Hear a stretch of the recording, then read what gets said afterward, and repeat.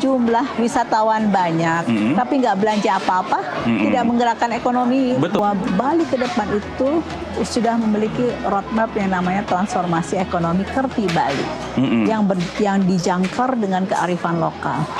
Bali ke depan itu sudah memiliki roadmap yang namanya transformasi ekonomi Kerti Bali, yang dijangkar dengan kearifan lokal.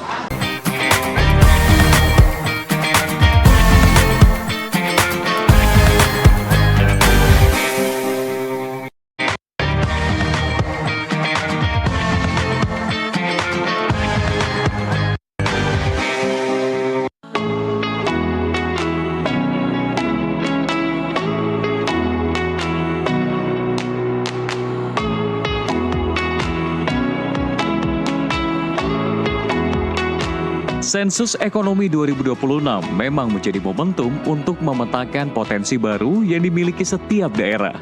Namun, membaca masa depan bukan berarti meninggalkan kekuatan yang sudah menjadi penopang perekonomian. Dan bagi Bali, kekuatan itu adalah pariwisata. Pemirsa, saya sudah tiba di Bali dan dapat saya katakan Bali kembali bergerak. Kita bisa melihat di sini bandara yang sudah ramai akan wisatawan mancanegara dan juga domestik, hotel-hotel yang juga terisi, dan berbagai kawasan wisata di Bali yang ramai. Dan pada kali ini memang ada berbagai tantangan pemirsa, karena menghadapi ketidakpastian geopolitik, kondisi ekonomi yang tidak stabil, dan juga persaingan yang sangat sengit untuk destinasi wisatanya. Sehingga Bali tidak hanya fokus pada jumlah kunjungan, namun harus mengatur strategi lagi, yakni adalah fokus pada nilai dan juga dampaknya. Badan Pusat Statistik mencatat kunjungan wisatawan mancanegara ke Indonesia pada Mei 2026 mencapai 1,38 juta kunjungan. Angka ini naik 10,69% secara bulanan dan tumbuh 5,83% dibandingkan Mei tahun lalu. Secara kumulatif, sepanjang Januari hingga Mei 2026, total kunjungan wisatawan mancanegara mencapai 6,07 juta kunjungan. Capaian ini menjadi yang tertinggi sejak tahun 2020. Bali tetap menjadi panggung utama. Bandara I Gusti Ngurah Rai menjadi salah satu pintu masuk terbesar wisatawan mancanegara, terutama dari Australia. Namun, ramainya kedatangan belum otomatis menjawab semua persoalan. Sebab di tengah tren positif, Bali masih menghadapi pekerjaan besar. Menjaga kualitas pariwisata, memperpanjang lama tinggal, meningkatkan belanja wisatawan, dan memastikan uang yang berputar benar-benar dirasakan masyarakat lokal.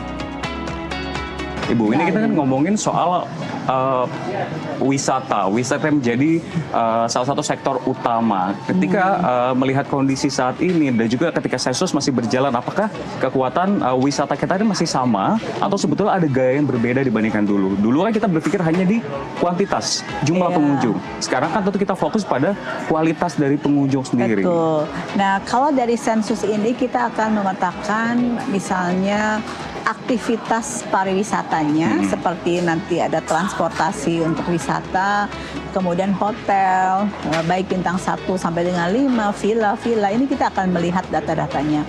Yang tadi Mas Rian sampaikan, BPS juga punya namanya statistik pariwisata. Nah, setiap bulan kita merilis statistik wisatawan mancanegara dan wisatawan Nusantara. Memang Bali setiap bulannya juga mendapatkan wisatawan mancanegara yang cukup tinggi jumlahnya. Dan kalau tadi ditanyakan bagaimana kita mengukur kualitas dari wisatawan, kan kita harus bisa melihat dari seberapa banyak pengeluaran, ya, spending, bukan hanya jumlah. Kalau dia jumlah wisatawan banyak, tapi nggak belanja apa-apa, tidak menggerakkan ekonomi. Betul, di Bali atau di sebuah wilayah. Iya, betul. Jadi wisatawan itu akan memberikan nilai tambah dan memberikan dampak yang sangat besar buat ekonomi di wilayah itu kalau memang wisatawannya itu kan melakukan pengeluaran belanja, spending mulai dari belanja akomodasi, belanja makanan, belanja oleh-oleh. Jadi Mas Rian jangan lupa beli oleh-oleh di Bali untuk menggerakkan ekonomi Bali. Karena memang efeknya kemana-mana, mulai dari hotel, transportasi, budaya, Betul. wellness. Mungkin Ibu bisa sedikit juga menjelaskan yang tadi kita ngomongin off record, sebagai contohnya trennya ini banyak dari India, China, belum lagi ketika pernikahan India ini sebuah gedung di booking. Iya, jadi Bali ini luar biasa. Pertama, dia memang budaya dan wisata alamnya ada keunikan tertentu, itu yang menjadi daya tarik kan. Kedua, dengan budaya Hindu, ternyata ini membangun kedekatan dengan wisatawan India. Nah, dari data kami menunjukkan bahwa sekarang ini India yang berkunjung ke Bali itu adalah kedua terbesar setelah pindah dari Australia. Iya. Australia wajar karena banyak direct flight, juga secara geografis kita dekat. Memang wisatawan mancanegara yang ke Bali itu paling banyak dari Australia. Dan yang kedua sekarang adalah dari India ternyata. Kenapa India? Ya karena pertama ada direct flight, kedua kedekatan budaya. Ketiga ternyata sekarang sedang tren bahwa India itu melakukan pernikahannya juga di Bali. Dan tadi yang saya bilang bahwa beberapa hotel itu sempat di-booking satu full, di blok khusus untuk pernikahan dari orang India itu. Jadi ini kan sesuatu yang luar biasa, multiplier efeknya besar, ya, efek penggandanya terhadap ekonomi lokal besar. Ya, baik makanan, terus kemudian minuman, jasa wedding organizer, kemudian jasa-jasa lainnya yang terkait pariwisata kan bergerak semua. Jadi tentunya kita melihat bahwa Bali jika ingin naik kelas sekarang, mungkin pandangan Ibu, point of view-nya bukan hanya melihat dari kuantitas saja, tapi kita juga harus melihat kualitas dari wisatawan tersebut. Itu satu. Kedua, yang tadi saya sampaikan di dalam acara dengan Pak Gubernur, bahwa Bali ke depan itu sudah memiliki roadmap yang namanya transformasi ekonomi Kerti Bali, yang dijangkar dengan kearifan lokal.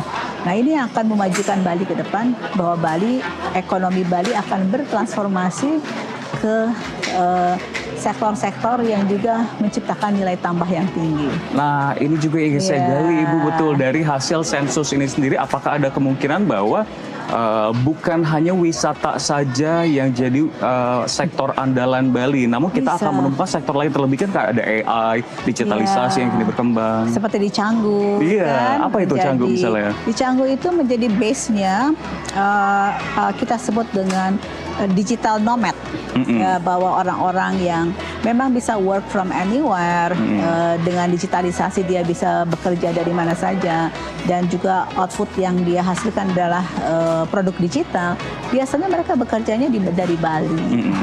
Itu yang kita sebut dengan digital nomad.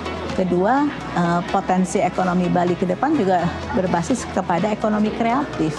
Ekonomi kreatif itu luar biasa. Nanti dari sensus ekonomi kita akan bisa lebih dalam lagi memetakan potensi-potensi ekonomi Bali untuk kemudian bisa mempercepat transformasi ekonomi Kerti Bali. Luar biasa. Jadi kita akan tunggu seperti apa pemirsa hasil dari sensus ekonomi 2026. Terima kasih telah berdialog bersama kami. Sampai ketemu di Jakarta ya. Siap kalau gitu.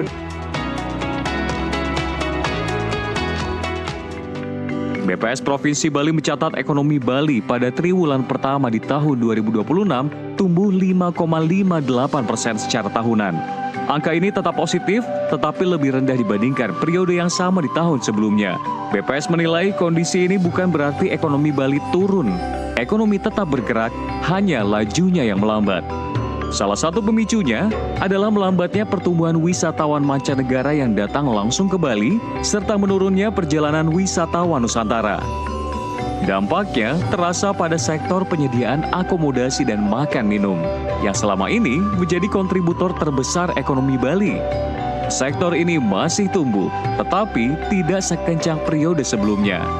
Artinya, Bali berada di titik penting di mana pariwisata tetap kuat, tetapi daya tahannya sedang diuji. Bali tidak cukup hanya ramai, namun Bali perlu lebih bernilai.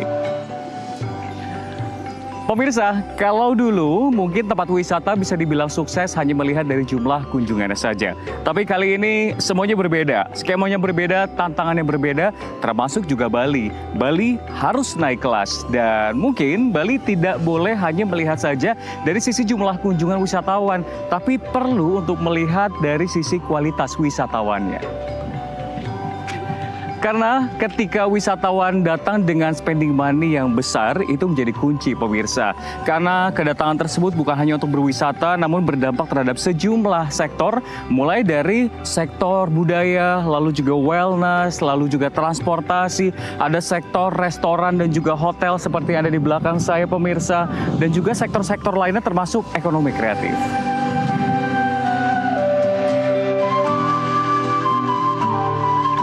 Meningkatkan spending money dari wisatawan bukan hanya soal membuat turis membayar lebih mahal, namun lebih jauh, ini tentang menciptakan nilai.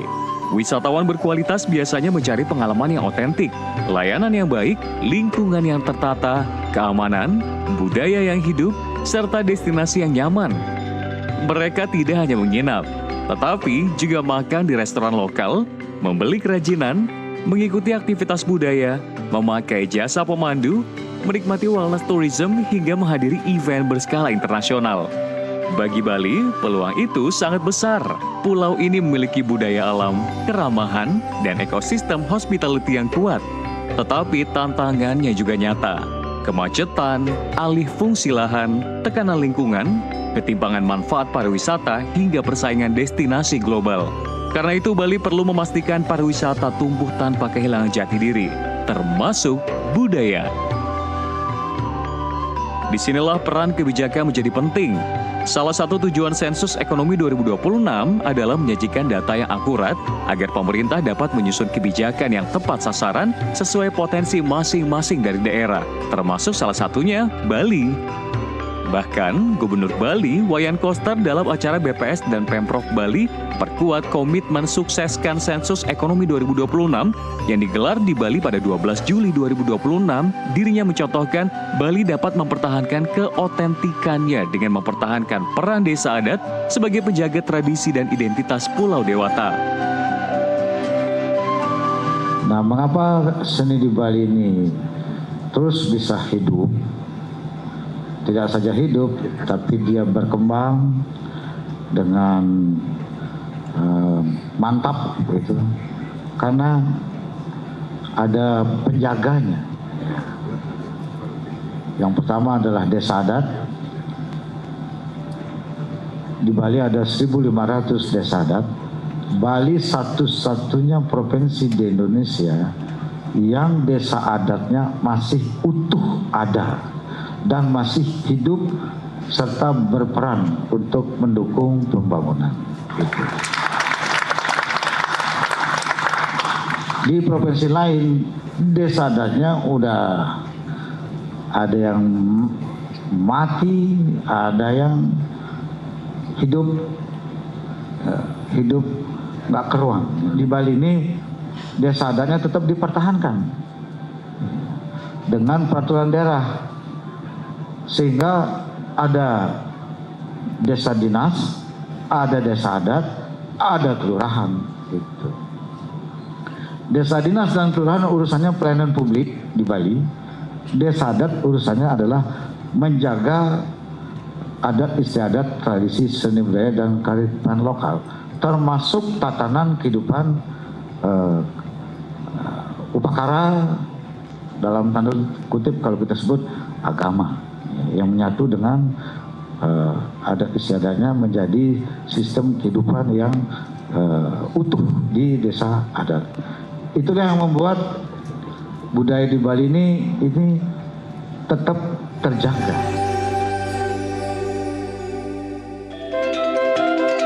Dari kacamata ekonomi, Bali adalah daerah dengan mesin utama yang sangat khas, pariwisata. Ketika pariwisata bergerak, sektor lain ikut hidup, hotel terisi, restoran ramai, transportasi berjalan, UMKM menjual produk, pekerja mendapat penghasilan dan pajak daerah meningkat. Tetapi struktur seperti ini juga membuat Bali sensitif terhadap gejolak.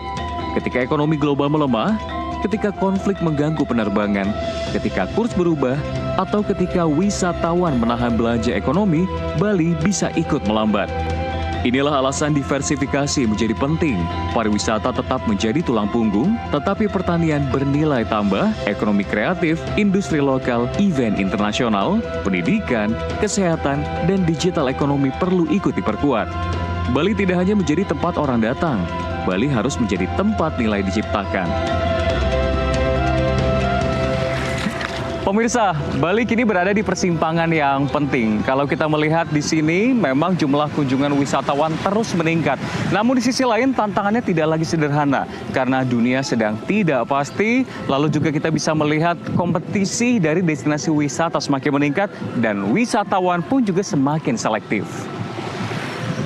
Sehingga masa depan Bali kini tidak hanya ditentukan oleh jumlah kunjungan wisatawan, namun dari nilai yang ditinggalkan di Bali. Dan tentunya ini akan berdampak baik untuk pelaku usaha, pekerja, budayawan, dan juga masyarakat yang tinggal di Bali. Dari Bali, Rian Antono, Alfian Cahya, dan juru kamera Reza, jurnalis NTV melaporkan.